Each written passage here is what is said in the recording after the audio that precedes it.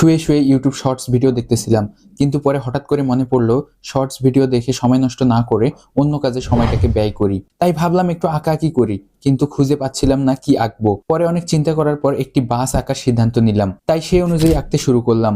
এক সময় ছিল মানুষ বাসকে পছন্দ করতো না, বাসে করে কখনো কোনো জায়গায় ঘুরতে যাওয়াও পছন্দ করতো না। কিন্তু হঠাৎ করে এই জেনারেশনের যে কি হয়েছে আমি নিজেও জানি না। এই জেনারেশন বাস ছাড়া কিছুই বোঝে না, যাকে বলে বাস লাভার।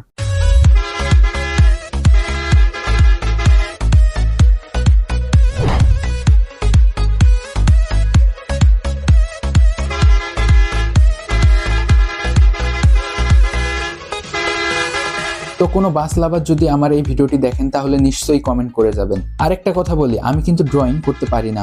অবসর সময় কাটানোর জন্য মাঝে মধ্যে যেমন পারি তেমন ড্রয়িং করে থাকি। তাই এই ড্রয়িংটি খারাপ হলে আমাকে গালাগালি করিয়েন না। তো আমার ড্রয়িং করা শেষ, এখন আপনারাই কমেন্ট করে বলেন কেমন হয়েছে।